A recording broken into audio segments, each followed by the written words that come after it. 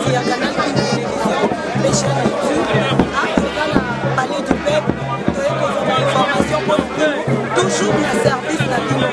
Les derniers jours, il y a vote, on va voter, bureau définitif. Voilà pourquoi on va donner, mais de découvrir pourquoi on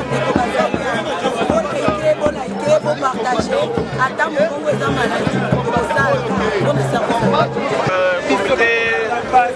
il y a l'Assemblée nationale, président de Koyaki.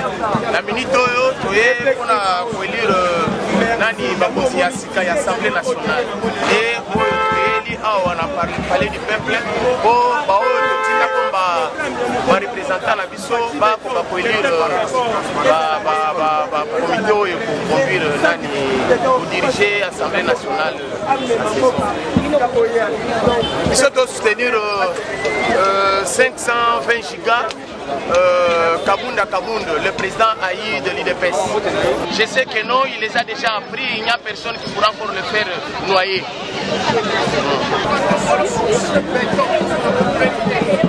Oh, c'est là.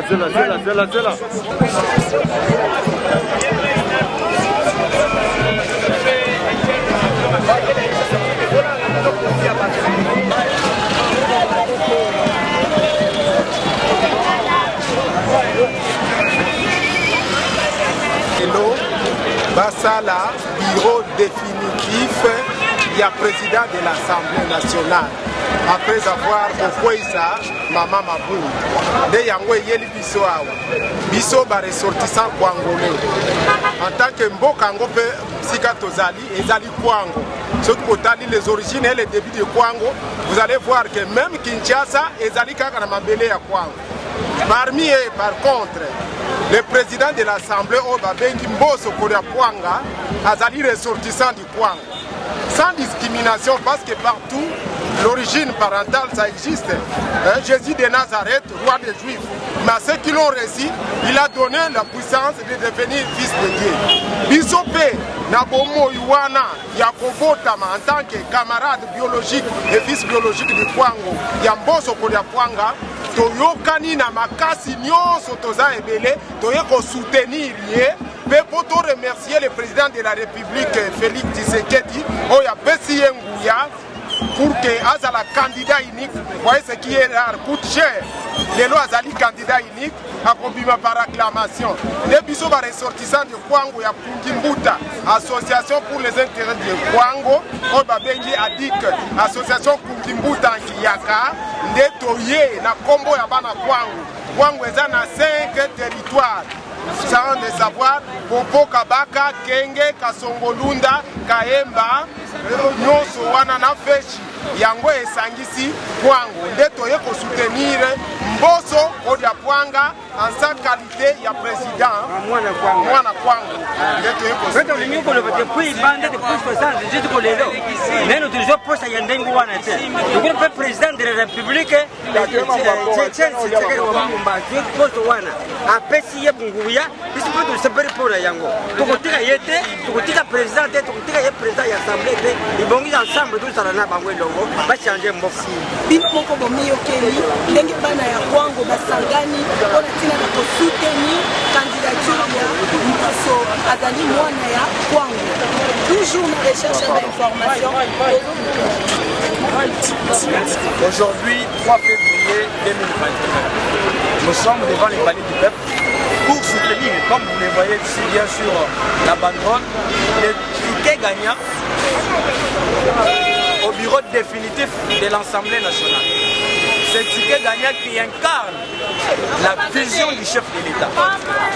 Nous voulons, au travers de ce bureau définitif de l'Union sacrée de la nation, à l'Assemblée nationale, qu'il n'y ait plus de lois uniques, des lois taillées sur mesure, des lois qui pourront accorder des intérêts aux uns en défaveur des autres. Nous voulons qu'il y ait des lois, que des mesures qui seront prises soient favorables au peuple congolais, que le peuple soit au centre de l'action politique de nos députés nationaux. Voilà. Nous apportons ce soutien à ce ticket gagnant parce que nous savons que, parce qu'il incarne la vision du chef de l'État, tout pourra se passer comme le veut bien le peuple congolais. L'Alliance chrétienne pour la démocratie et le développement a toujours tenu fort à ce soutien au chef de l'État et aux institutions de la République.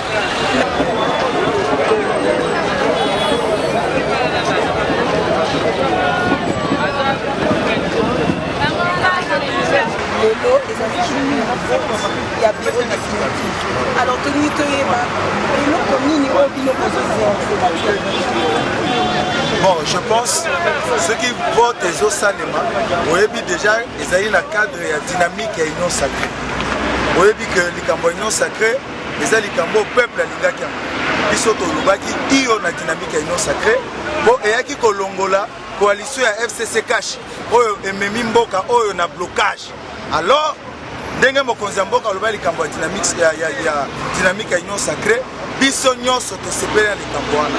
Alors bitumba ezalaki makasi oyebi que non bandeko na biso bafandaki mingi na parler na kati ya institution parlement. Donc ba blocaki chef de l'État na niveau ya parlement. Alors il fallait que ça musala makasi kolongola bureau ya président Alongo Janine Mabunda ndenge bakotsaki bureau d'âge ndenge bapasaki na destitution et lelo oyo toyo kokoma na installation ya nouveau bureau. Je pense que c'est un grand travail pour ezaki abattu lelo ezali mokolo toyo ko célébrer victoire wana. Donc union sacrée to s'appelle parce que ticket gagnant oyo bazali ticket ya union sacrée. Donc toza wana peuple congolais biso bato ya IDPS pour soutenir dynamique ya union sacrée au mokonzi ya mboka tie tokena kotina so. Je pense aussi si na l'Assemblée nationale parlement Sénat pesos ya biso tokokota na pona kopesa mwana mboka Félix Tshisekedi Tshilombo tolingaka mingi kopesa ye souffle pour être ça msama. Effectivement maman soki intérêt peuple ezaki tokoya te. Sous dosa IDPS combat na biso za le peuple d'abord. C'est pour cela que tu es à représenter le peuple pour nous voter mais la bataille change tout ça bureau pour le Seigneur ici quand et comme la chef de l'État voter la loi pour le chef de l'État parce que maman selon constitution na biso institutions au monde parlement ils ont joué un rôle à ma casse. D'ailleurs, la réforme est importante au niveau de l'Assemblée nationale. Ceux qui sont allés dans l'Assemblée nationale, ils ont peuple et qu'on s'y battait. Donc, si vous voulez que maman pour comprendre, tu as dit que manger ezali il y a solo yango soki ndenge to déboulonner bango awa tu as dit que oh non c'est koya gouvernement koya le gouvernement malonga soki pe basali misala malonga te tu as dit que l'Assemblée nationale va surveiller bango.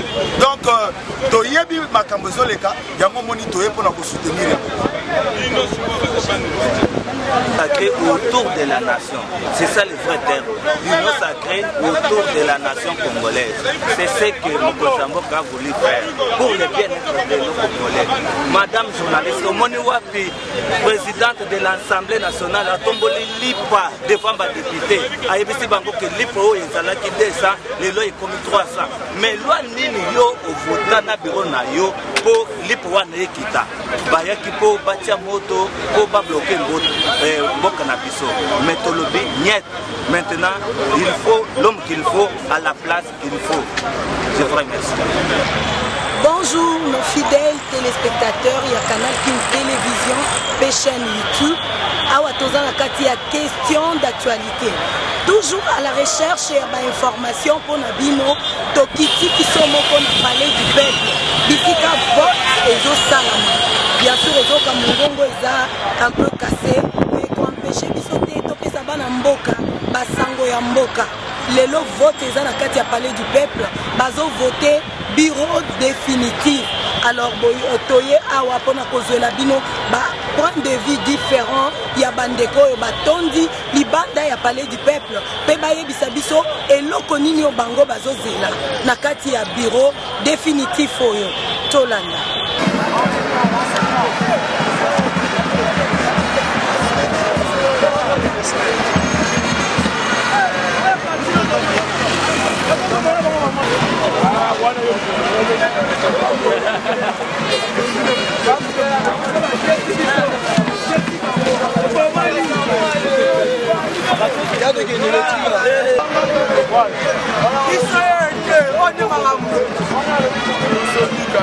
tosodika soutien honorable Samuel Tanja Ati Beton.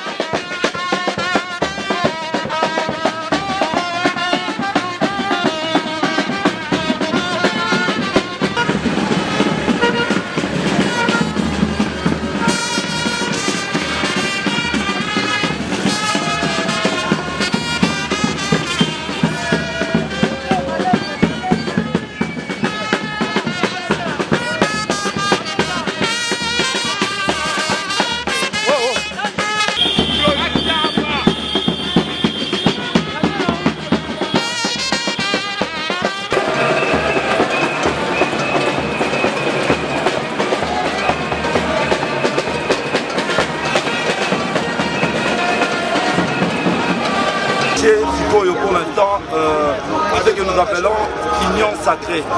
Alors Union Sacrée est présentée ticket na bango na élection de Zalaki au lobby. Les lobes également toyé et d'aller pour la présentation il y a des candidats de la campagne électorale et des candidats pour le bureau définitif il y a l'Assemblée nationale.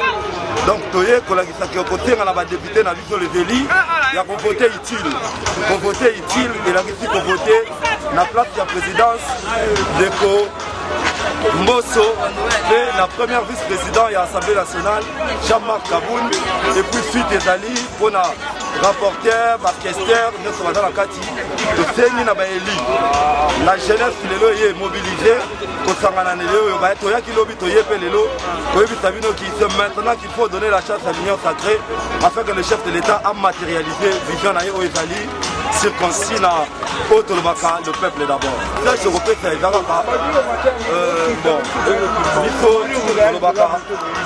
heureusement, c'est la militante au secrétaire général de la vice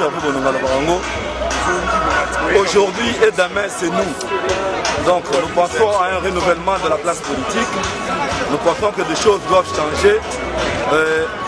Nous attendons un changement. Le message clé est d'aller souci à partir d'Abisso. Dynamique au le grand message est que tu ne m'arrêtes pas mon contambo qu'à souci à la population. Souci à la population, c'est d'aller à Malamu, à la Malamu, à Zamama Yakomelate, bana bakende classe, gratuité, enseignement, et ça la lissoloté, et ça la effective. Donc le social, il y a peuple congolais, et Bazoyango en compte. C'est ça le plus grand message que nous pouvons donner. Alors nous espérons que le bureau et le gouvernement et l'Union Sacrée Gobima, ça les la biso, souci au biso de Zalango. Merci.